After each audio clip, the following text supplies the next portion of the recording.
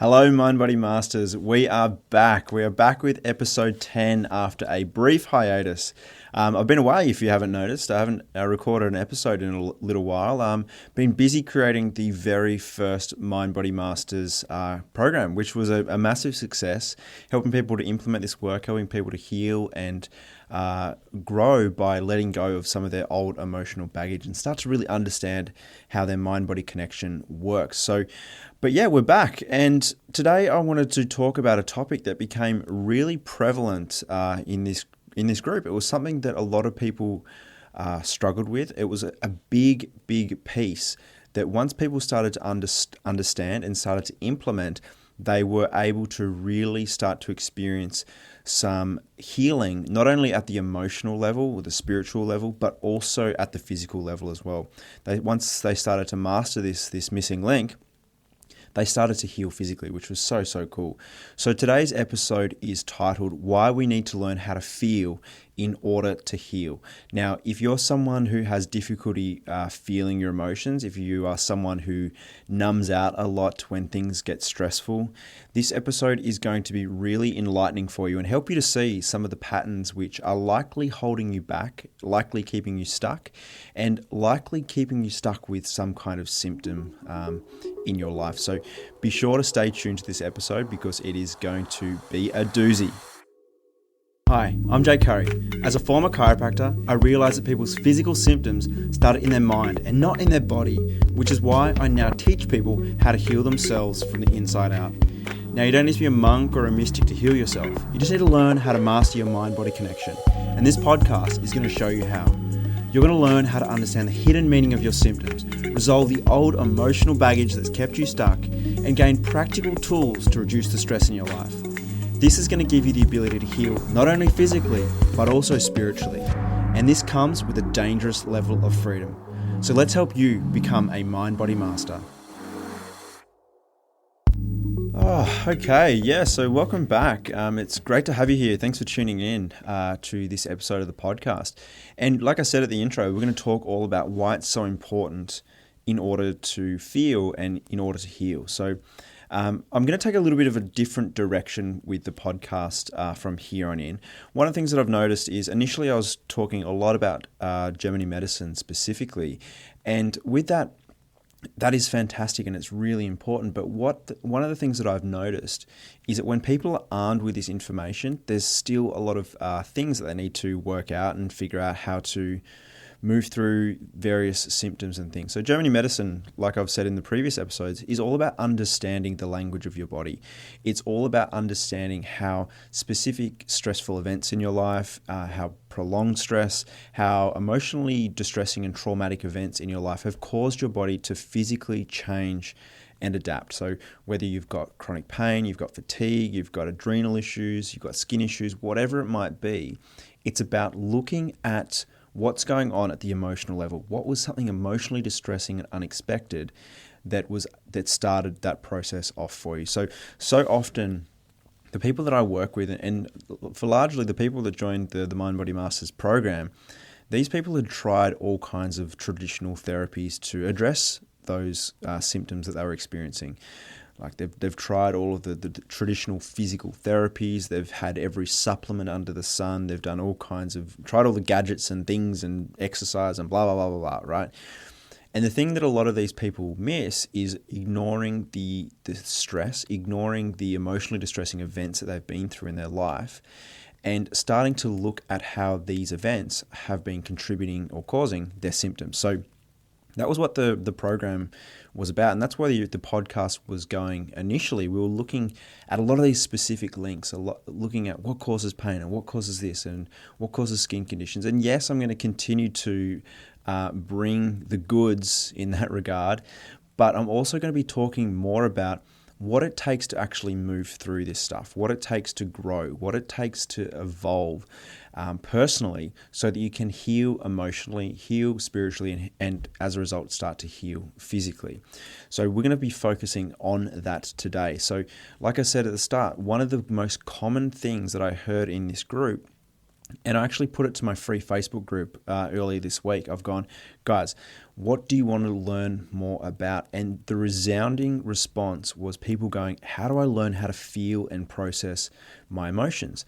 And what it made me realize is that so many people are afraid to feel. There's so many people that when feelings arise in their body, they avoid them, they distract themselves, they suppress those feelings, and as a result, those feelings don't go away.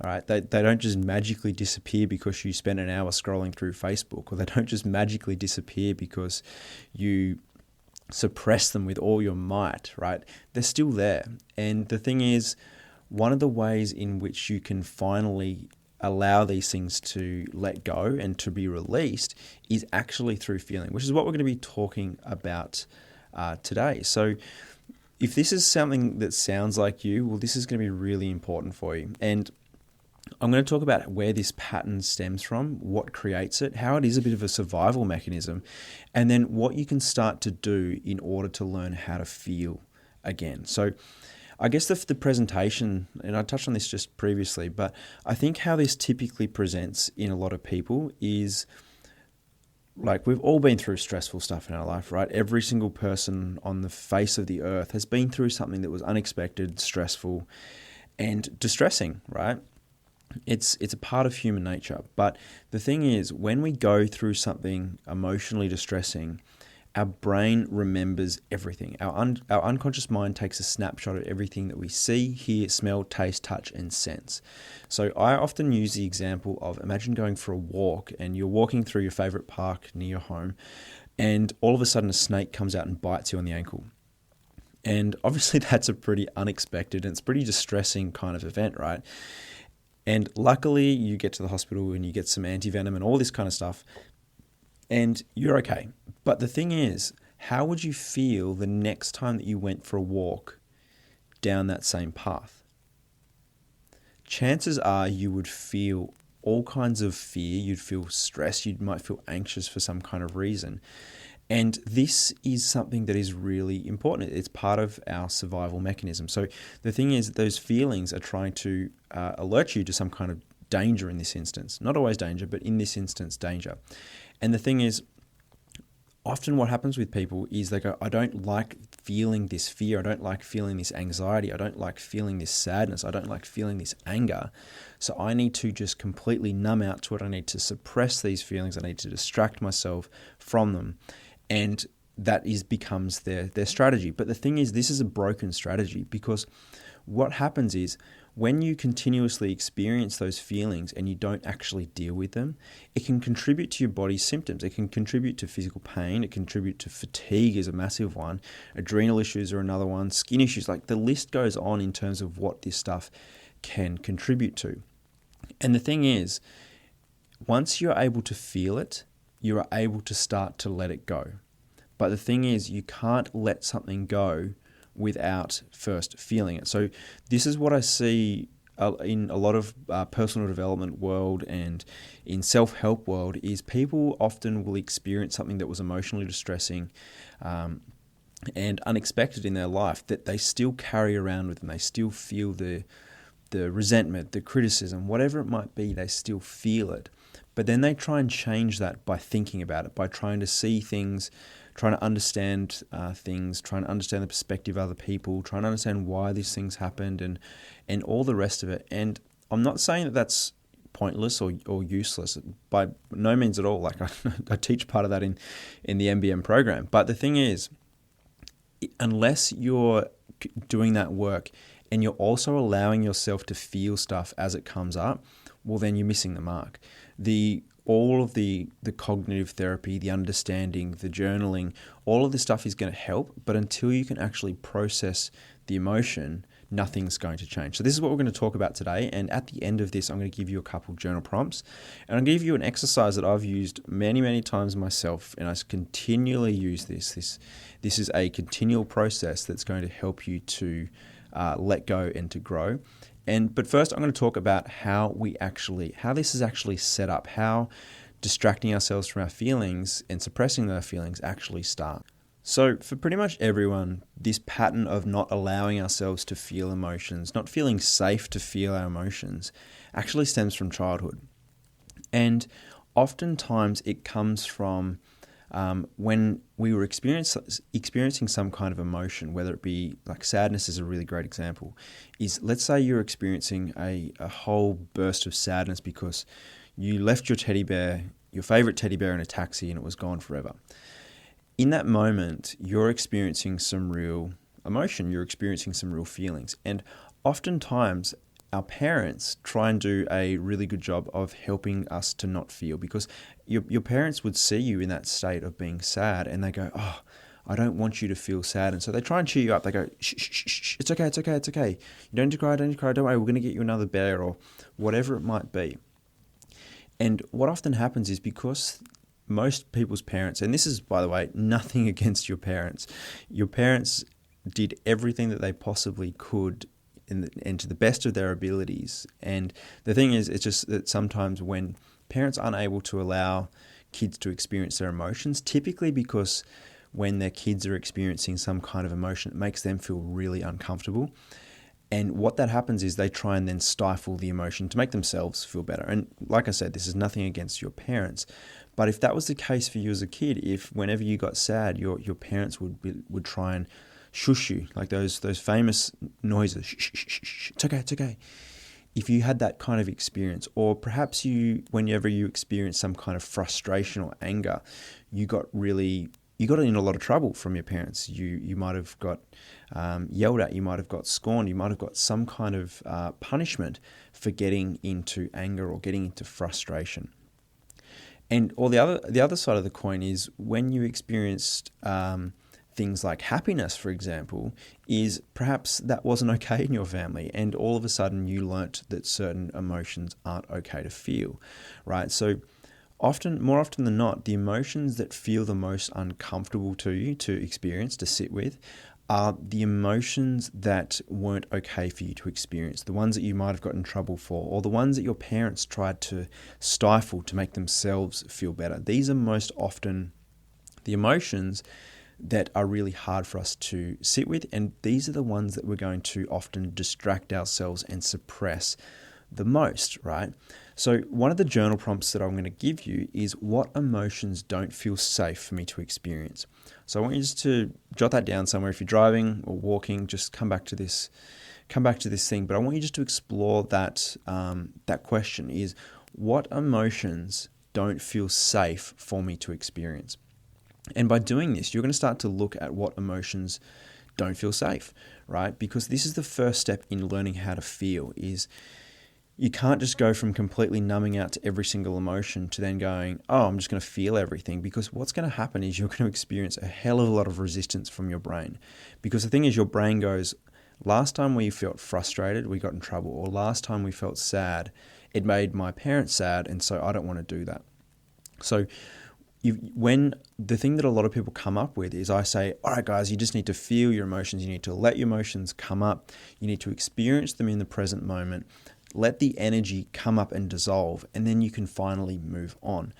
People hear that and they go, yeah, that sounds really simple, but I just can't do it. And the reason they struggle with this so much, and if you're someone who struggles with experiencing and feeling and sitting with your emotions, it's likely because your brain is experiencing a hell of a lot of resistance around these particular emotions. Another really great way to look at which emotions don't feel safe for you to experience, or which emotions you are more likely going to suppress and distract yourself from, are emotions that you see arise in other people, and then you find yourself feeling really uncomfortable. So let's say you're a parent and your child is having a really big bout of sadness and grief and just crying over like something like a teddy bear, for example. If that makes you feel really uncomfortable, and their sadness, for example, chances are that sadness is going to be something that is really uncomfortable for you to experience. It doesn't feel safe for you to experience. So this is, start looking at particular feelings and going, which ones are okay, which ones aren't okay, because one of the biggest things is we've often labeled certain emotions as good and okay, and these are okay to feel and these are okay to experience. But then the other side of the coin is we've also got emotions that don't feel safe, that we've labeled negative. It's like, that is a bad emotion. We don't want to experience that. But what I'm here to tell you is that no emotion is good or bad. They just are. It's like the rain. I always use this analogy all the time because it's so damn good, is the rain is just a thing, but it's your perception of the rain that determines whether it is good or bad. So for example, if it's your wedding day and you've got an outdoor wedding and all of a sudden it starts absolutely pouring down with rain, how are you going to feel about that rain? Well, chances are you might be pissed off, you might be upset, you might be sad that your day's been ruined, right? So that's one way that the rain has made you feel. The other side of the coin is you might be a farmer and your crop is in drought and all of a sudden the heavens open and it starts absolutely pouring down. Well, how are you going to feel about the rain then? Well, chances are you're going to be absolutely stoked. You're going to be absolutely over the moon at the fact that it's raining. And the thing is, you could be sitting at home on your couch watching Netflix on a Saturday evening and all of a sudden it starts raining. You might not care about the rain, right? So what I'm here to tell you is that emotions are like the rain. They don't have any kind of meaning except for the meaning which you give it. They're not good or bad, they just are. Emotions are actually part of our experience, our human experience. But the thing is, the moment that we start labeling some of them good and some of them bad, we're going to have resistance toward experiencing the bad ones. And so this is something that I noticed in so many of the people. And this is a pattern that was massive for me as well. So this is something that I had to work through in order to start really healing, not only emotionally, but also physically as well. This was a really big piece of the puzzle. So how do people typically experience this, right? So let's say something happens in your life and it brings up a whole heap of sadness for you. If that emotion comes up and you start to feel that emotion and what often happens is it feels really uncomfortable.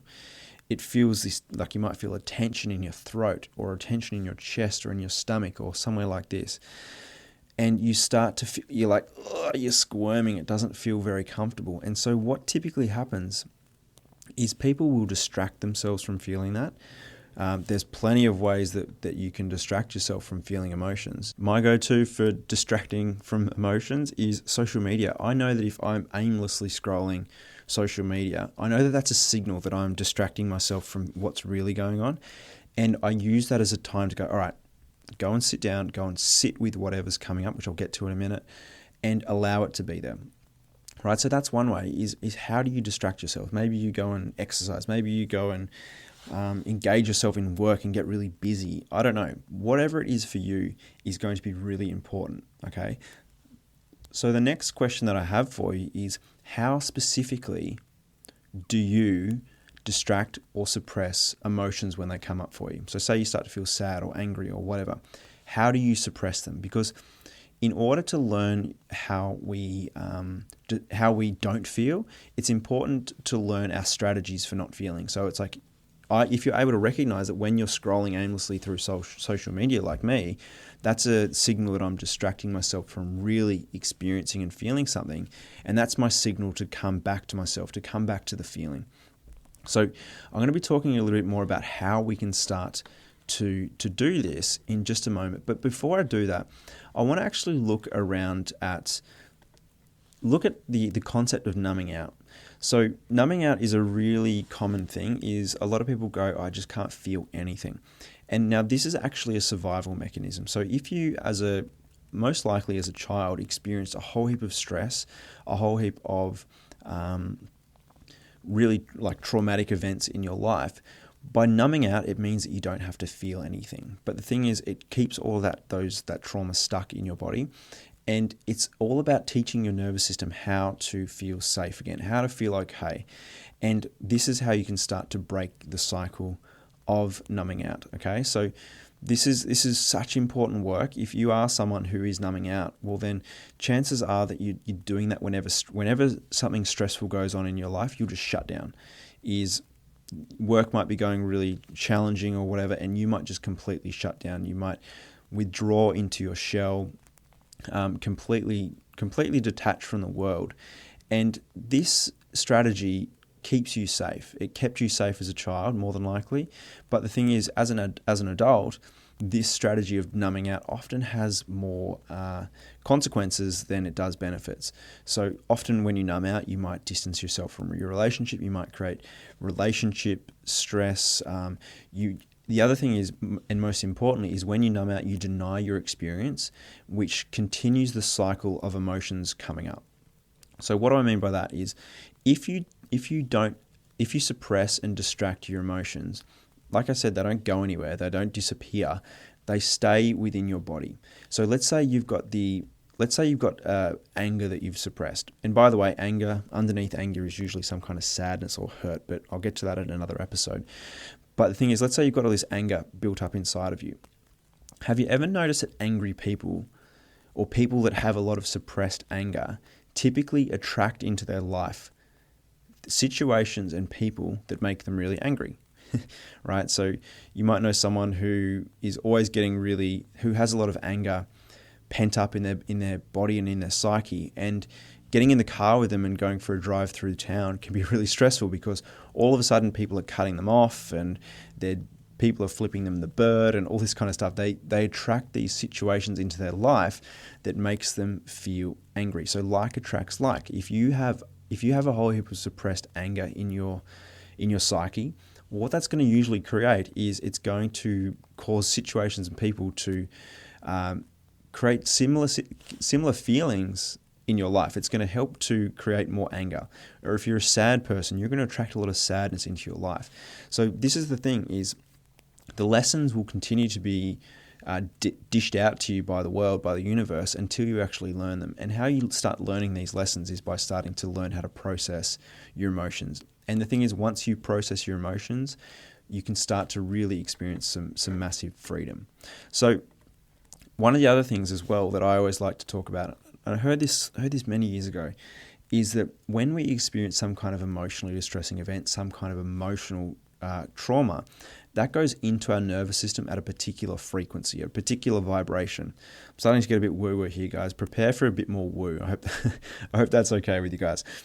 But the thing is, when you experience a trauma, it goes into your body at a particular frequency, right? So you feel it. It feels stressful. It feels uncomfortable.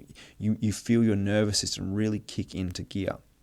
And the thing is, in order to let that go, you have to let it go at the same frequency and vibration which it came into your body. So what that means is allowing yourself to feel the thing that you've been avoiding all of these years. Allow yourself to feel the sadness. Allow yourself to feel the hurt. Because once you allow yourself to feel it at the same frequency or vibration that it went into your body, it can leave your body. And once it leaves your body, not only do you start to feel relief at the level of your psyche, you start to resolve some of this emotional stuff, and you start to feel a lot lighter, a lot more peaceful, a lot more free. You stop self-sabotaging, but your body will physically respond. Your body can start to heal. There's less stress on your nervous system, so all of a sudden you can start to switch it up into that parasympathetic healing state. So this is where it's so important. An analogy that I use for this is when you're a kid and you're lying in bed and you're freaking out because you think there's a monster under your bed. This is how you go. This is the method you go about to feeling and processing emotions. Is when you're lying in that bed, you're going, oh man, there's a monster under my bed. You start to get really panicked. You start to get really fearful. You start to pull the covers up right around your eyes so that you don't have to look. And the thing is, the more that you avoid it, the bigger that monster gets. So the more that you avoid dealing with that monster, the bigger it gets. The more you avoid feeling that sadness, the bigger it gets. The more you avoid feeling that anger, the bigger it gets. And eventually, as these emotions get bigger, typically they'll spill out. You'll explode. Like if you've got a lot of anger pent up, and you keep holding that in, keep suppressing it, eventually it's going to explode. You might have a big blowout at someone you really care about, for example, which no one wants. So healing and processing emotions is like being that kid in bed, and it's all about having the courage to look underneath the bed, to shine the light, to shine a torch on the monster that's under your bed. Because when you do and you have that courage, it can be scary. It can be a lot of resistance that comes up. But once you do, you can see that it was not as dangerous and scary as what you first thought. And then all of a sudden you can let it go. You can go back to sleep knowing that you're safe. You can go to sleep knowing that you're okay. So this is the process that I use and that I advocate, and it's so useful and so simple. So don't get lost in the simplicity of this. All the most beautiful things in the world are simple. But this is how I process emotions, and this is how I teach people how to process emotions. Is the first step, it's kind of a 3-part process. The first step is to get yourself into a really quiet and still place. If you are someone who meditates or uses self-hypnosis, this is a really good practice to do. But get yourself into a really quiet place where you're still, where your mind is quiet. Take around 5 minutes to kind of get into this place. Maybe do some breathing exercises, whatever it might be, whatever works for you. And once you're in that quiet, meditative place, is ask yourself, what emotions do I need to invite? What emotions do I need to allow myself to feel? And then you just sit with yourself, and you sit with yourself with the intention of inviting up certain emotions that you haven't allowed yourself to feel. And you might notice this as a tension in your body, like I said before. You might notice as a tension in your throat, your chest, or your abdomen, some of the most typical places. And what you then do is you just bring your attention to that tension, that energy, and you actually allow that tension to kind of bubble up. You might start to feel a bit sad. You might start to feel a bit, I don't know, whatever it might be. There's so many different ways that you can feel. But then you just allow yourself to start feeling. You let it bubble up. And what will typically happen is you'll feel this energy rise up in your body from these points of tension. Another way that you can really do this is if you feel tension in your stomach, for example, is touch that part of your body and start to feel it and encourage that to come up, to invite it up. It's kind of like shining the torch on the monster that's under your bed. And what will typically happen is you might start to experience some emotion. You might cry, you might have some tears come, you might have some breathing and whatever it might be. But the thing is, this will last for a couple minutes max. And then once you've done that, you kind of start to feel a bit better. It's like children when they have a tantrum. They scream and they cry and they allow themselves to feel all the emotions. And then 2 minutes later, they're back playing. They're happy. And it's the same with you, is allowing yourself to feel these emotions is going to be uncomfortable. It's going to be new for you. You're going to feel a lot of resistance. But once you actually allow yourself to have a cry, let yourself feel what's going on for you, you're going to feel so much lighter. You're going to feel so much freer. And this is the power of this process. And then lastly, once you've done that process, once you've felt the emotions, once you've felt them come up, is actually focus on creating some feelings of gratitude, appreciation, joy, these kinds of things. If I asked you to feel grateful for something, you can start to feel that in your body, in your soul, right? So this is something that's really important, is then you can start to flip the switch. So this can be done actively, as you can go, all right, I'm just going to go and make this a daily practice where I start to feel things. But the other time you can do it is when emotions arise in your body, in your psyche, in your life day to day. So say something happens at work and you start to feel really stressed, you start to feel really angry, you might start to feel sad, is just allow yourself to feel those feelings. Go and sit in your car and just do this same process. Let those feelings come up, because what will happen is they'll bubble up and you'll feel really uncomfortable and awkward. Oh, this feels nasty. But then the energy will dissolve and you'll start to feel lighter. And the more that you do this, the more easily that you can start to feel and process emotions. But the key thing here is once you are able to feel the emotion at the same energy and frequency that it went into your body, often as kids, once you're able to feel it, the emotional charge loses its energy. And all of a sudden your unconscious mind can let it go. You can start to move forward with it. So it's like if you were able to experience the fear of walking down that path where you got bitten by a snake, letting all that fear come to the surface and letting it go. Maybe you cry because it was so scary. Maybe you feel all this tension in your body and you just let that go as it comes up. Well, then the next time you walk down the path where you got bitten by a snake, you won't feel the same level of stress, anxiety, and concern. So this is the case with with everything, is when you can start to feel these emotions, you're going to start to let them out of your body, which is going to help you to heal emotionally, spiritually, but also physically, right? We know that the body follows the mind. And so this is the missing link for so many people. The people that are struggling with pain and fatigue and adrenal issues and skin conditions and digestive issues, one of the biggest things is they've been through some kind of emotional trauma or traumas in their life. And by the way, trauma doesn't need to be massive. It can be trauma with a little t. But the thing is, they haven't allowed themselves to experience those feelings because they feel too much. But once you can feel them, once you have the courage to start dealing with them, that's when you can start to let go. That's when you can start to really, really transcend a lot of the stuff that's happened to you and start to really create a life that you want. So this brings me to the end of this episode. It's so good to be back here, guys. I'm looking forward to sharing more episodes. And yeah, let me know what you think of this kind of topic. Obviously, it's a little bit different from where we've started out initially. But the thing is, I'm going to start sharing more of this kind of stuff because I love it. It's what I love to share. It's what I love to talk about. So you guys are going to have to deal with that.